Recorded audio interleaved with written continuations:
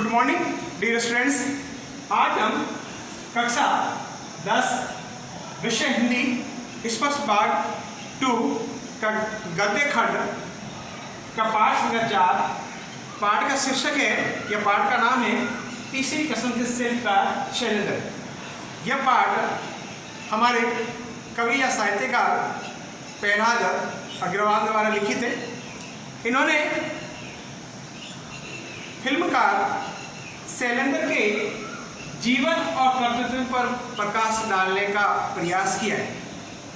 इस फिल्म कहानी के द्वारा कवि शैलेंद्र के साहित्यिक जीवन को बताने का प्रयास किया है कि शैलेंद्र ने अपने जीवन के अंतर्गत 20 वर्षों तक किस प्रकार से फिल्मों में काम किया और वे साहित्य या फिल्मों में किस प्रकार की अपनी अदाएँ रखते थे या अपनी किस प्रकार की भूमिकाएं बनाते थे, उसको इस पाठ के माध्यम से प्रहलाद अग्रवाल ने बहुत बढ़िया ढंग से बताने का प्रयास किया है।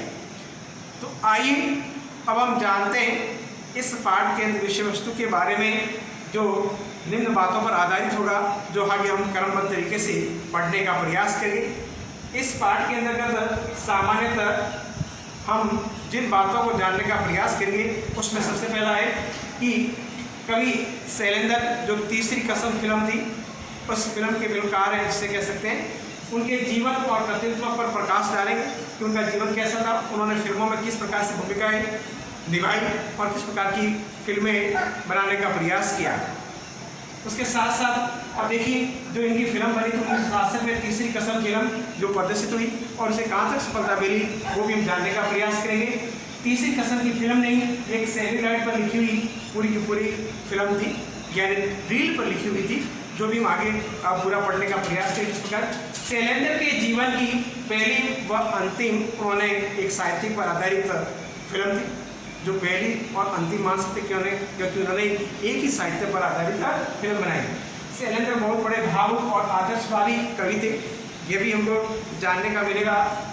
फिर देखा कहा गया है फिल्मों में साहित्य के रक्षक शैलेंद्र, यानी फिल्मों के अंदर जो साहित्य पर आधारित थी वे बिल्कुल हूबहू साहित्य पर आधारित फिल्मों लिखने का काम किया। फिर देखिए इन्होंने अपनी फिल्मों के अंतर्गत राजकुमार को बहुत बड़े और बढ़िया अच्छे तरीके एक्टर के रूप में बताने का प्रयास किया।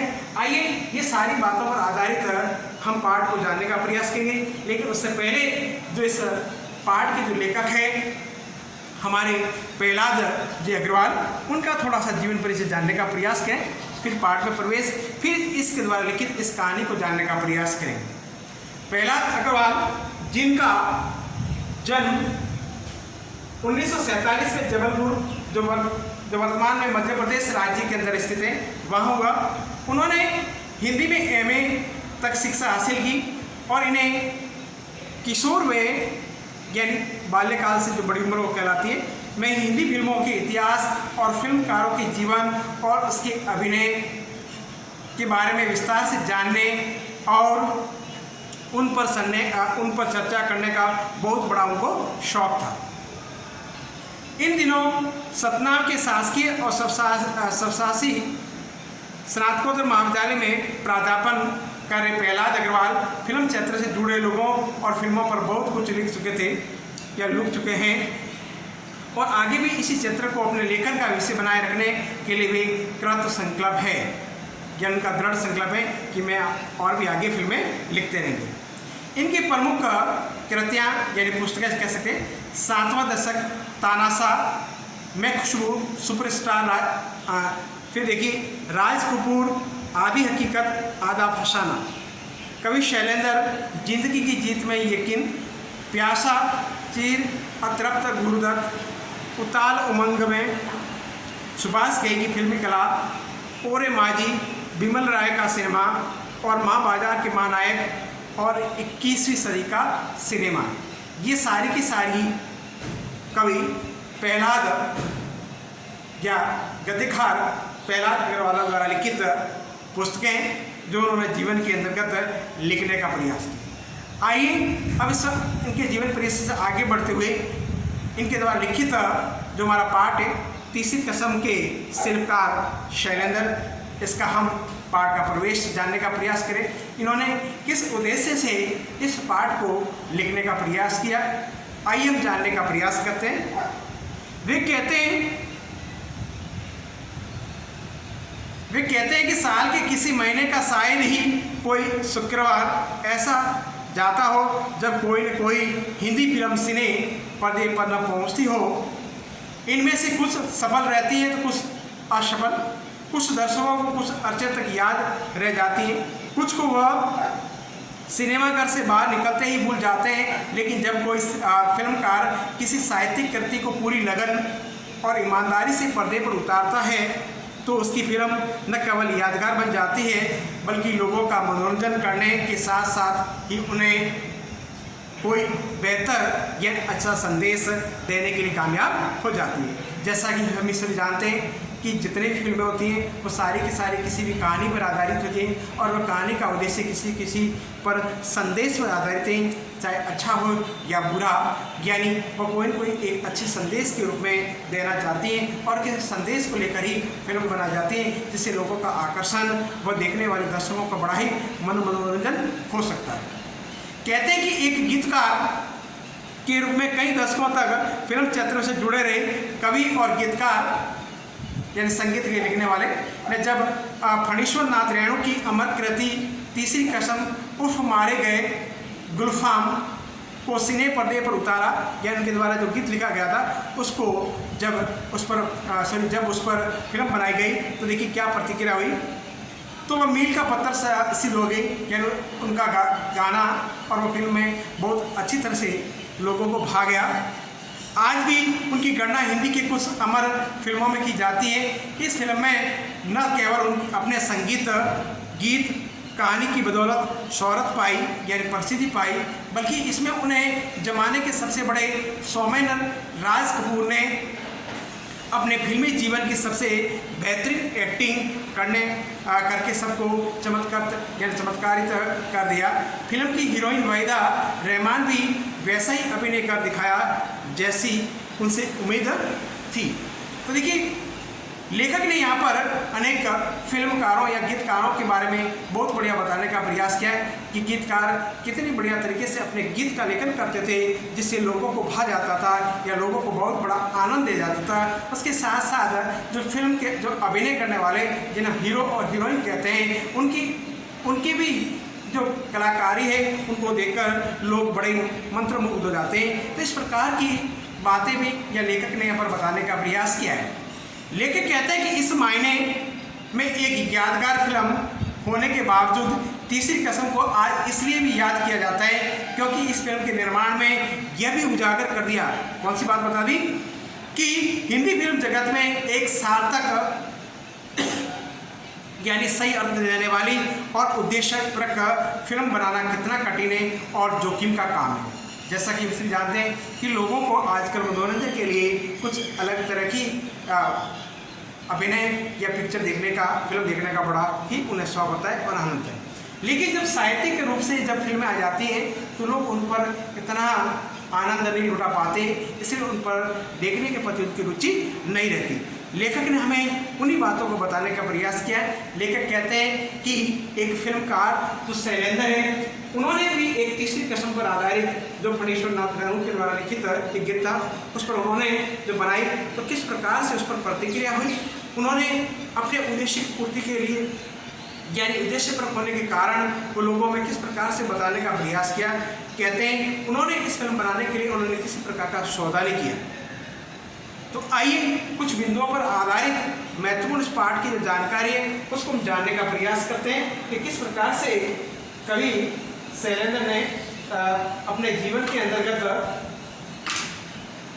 अंतर्गत किस प्रकार से फिल्मों में काम किया और लोगों को मनोरंजन करने के लिए उन्होंने किस प्रकार से लोगों तक अपनी पहुंच बनाई।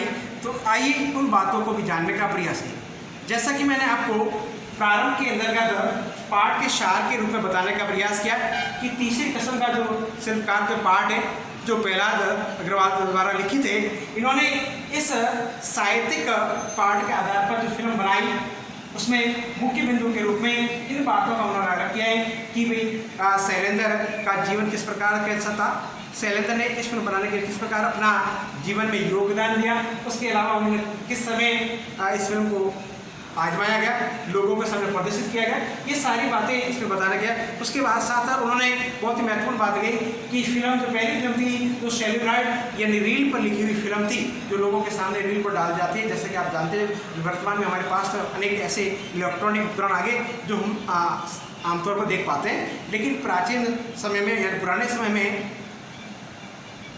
फिल्म को प्रदर्शित करने के लिए अलग अलग तरह से किया जाता है। जैसा कि जानते हैं प्राचीन काल में लोग अभिनय कर अपना प्रत्यक्ष प्रमाण देकर या स्वयं किसी के आगे अपना अभिनय करके बतलाते थे। उसके बाद अलग तरह से उनके तरीके से उनको शूटिंग में किया जाता था, फिर लोगों के सामने अपनी कहानी को प्रदर्शित किया था।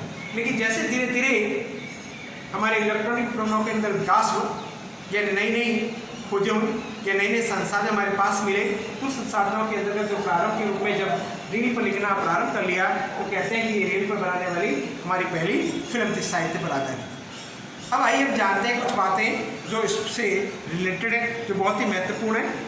तो इस पाठ के अंतर्गत लेखक ने हमें बताने का प्रयास किया है, उसके साथ साथ लेखक ने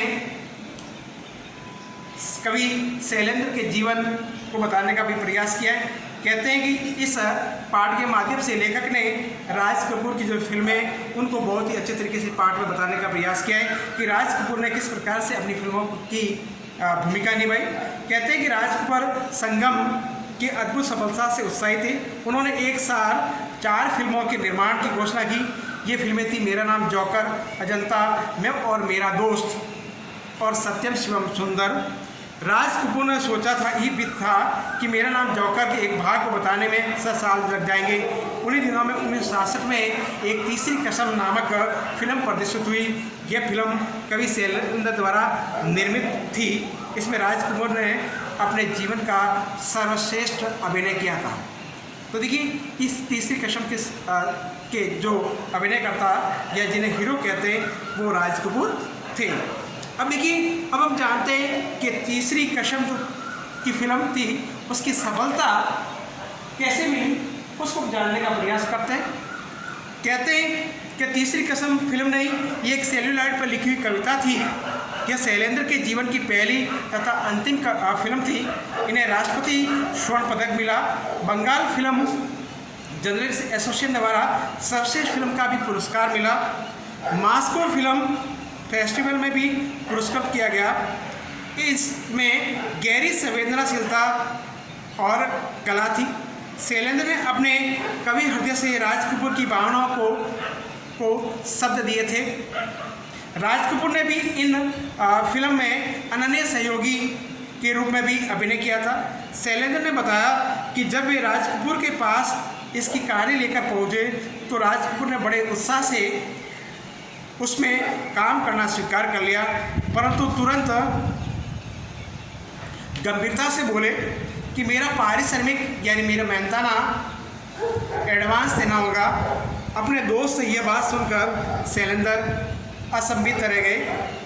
उनका उतरा हुआ चेहरा देखकर राज कपूर ने बोले, निकालो 1 रुपया मेरा पारिश्रमिक यानी मेरा मेहनताना और पूरा एडवांस।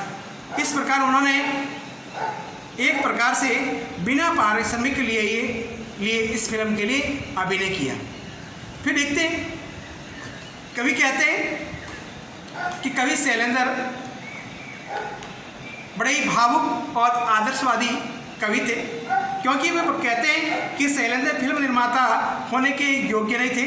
राज कपूर ने उन्हें फिल्म निर्माण में आने वाले खतरों के प्रति बिल्कुल सचेत कर दिया था, परंतु शैलेंद्र ने आदर्शवादी भावुक कवि, उन्हें न संपत्ति की चाह थी और न यश की, उन्हें बस आत्मसंतुष्टि की चाह थी। तीसरी कसम चाहे कितनी भी महान फिल्म थी, लेकिन दुखद बात यह थी कि उन्हें प्रदर्शित करने के लिए वितरक भी नहीं मिले। राज कपूर, वहीदा रहमान, जय शंकर और जय किशन जैसे लोकप्रिय कलाकारों के बावजूद उन्हें कोई खरीदार नहीं मिला। कहते हैं उसमें बहुत बड़े बड़े कलाकार थे, लेकिन साहित्यिक होने के कारण उसके खरीदार अधिक नहीं मिले। वास्तव में इस फिल्म की संवेदना, लोभ और लाभ की भाषा जानने वाले वितरकों की समझ से परे थी, मतलब अलग थी। इसलिए न तो इस फिल्म का प्रचार हुआ न ठीक से प्रदर्शन हुआ। कहते हैं, लेखक कहते हैं कि फिल्मों में जो साहित्य की रक्षा करने वाले ही शैलेंद्र थे, यानी साहित्य पर आधारित जो फिल्मों हैं उन पर सबसे ज़्यादा उन्होंने रक्षक के तौर पर जो कार्य करने का काम किया वही शैलेंद्र। उन्होंने किस प्रकार किया वे बताते हैं कि शैलेंद्र 20 सालों से फिल्म इंडस्ट्री में थे, वे वहाँ के तौर तरीके जानते थे, फिर भी उन्हें उन तौर तरीकों में उलझन अपनी इंसानियत को नहीं खोज सकते। उनके एक गीत में 10 दिशाओं जो एक शब्द आया, इस पर शंकर जयकिशन ने आपत्ति प्रकट की कि उनका कहना था कि लोग तो 4 दिशाएं समझते हैं और 10 दिशाएं नहीं समझते। परंतु शैलेंद्र अपनी टेक माने जो फिल्म की जो टेक है यानी पंक्ति में जो सब जुड़े हुए हैं पर अड़े रहे। उन्होंने कहा हमें दर्शकों की रुचि के आड़ में उथलापन नहीं आना चाहिए। कलाकार का कर्तव्य है कि वह उपभोक्ता की रुचियों में सुधार करे। उनका यह यकीन गलत सिद्ध नहीं हुआ। शैलेंद्र ने झूठे जो अभिजात्य को कभी नहीं अपनाया। उनके गीत बड़े भावनामय जरूर थे परंतु कठिन थी, यानी गीत के बोल थे बड़े कठिन थे, लोगों को समझ थोड़े से बड़े मुश्किल से आते थे। मेरा जूता है जापानी जैसा लोकप्रिय गीत वही लिख पाए। उनके गीतों में प्रवाह और गहराई दोनों साथ साथ चलती थी। कहते हैं कि तीसरी कसम कि उन चंद फिल्मों में से एक है जिन्होंने साहित्य के साथ साथ न्याय किया। शैलेंद्र ने इस फिल्म में गाड़ीवान हीरामन पर राज कपूर को हावी नहीं होने दिया, बल्कि राज कपूर को हीरामन ही बना दिया। उन्होंने प्रसिद्ध अभिनेत्री वहीदा रहमान को भी चिट की सस्ती साड़ी में लिपटी हीराबाई बनाकर प्रस्तुत किया। वहीदा की बोलती आंखें और सरल हृदय गाड़ीवान ने सबका मन मोह लिया।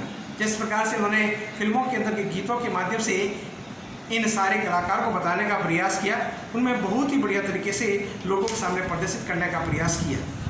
कहते हैं कि हमारी आज की फिल्में लोक तत्व से बहुत दूर होती हैं। वे त्रासद स्थितियों के ग्लोरीफाई करके उस पर बिल्कुल विभत्स बना देती है, जिससे कि दर्शकों की भावनात्मक शोषण हो सके।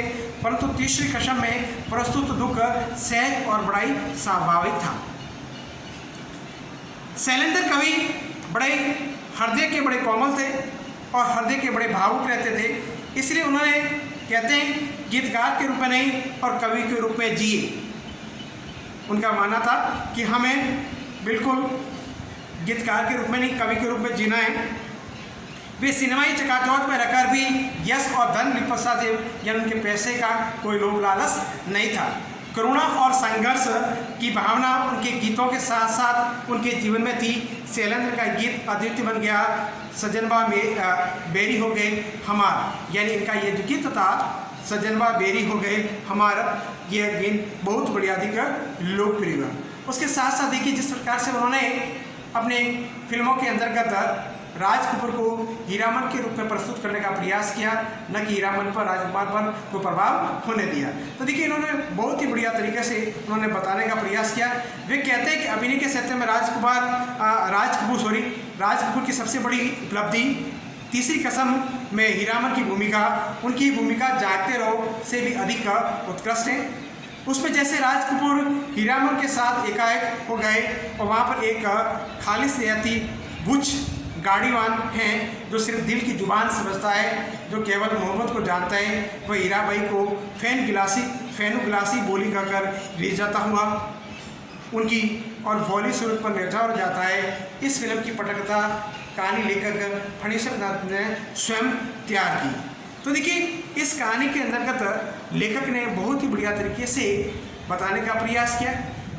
इस पाठ के अंतर्गत लेखक प्रहलाद अग्रवाल ने शैलेंद्र के जीवन पर आधारित ज़्यादा परिचय बताने का प्रयास किया है कि कवि शैलेंद्र ने इस फिल्म की दुनिया के अंतर्गत जब उन्होंने साहित्यिक रूप में हमारी फिल्मों को प्रदर्शित करने किया कि लोगों की चाह हो या न हो, लेकिन उन्होंने साहित्यिक फिल्मों को प्रदर्शित करने का बहुत बड़ा मौका और अवसर दिया। साहित्य के प्रति उन्होंने अधिक लगाव था। वे गीतकार की तुलना में कवि को अधिक महत्व देते।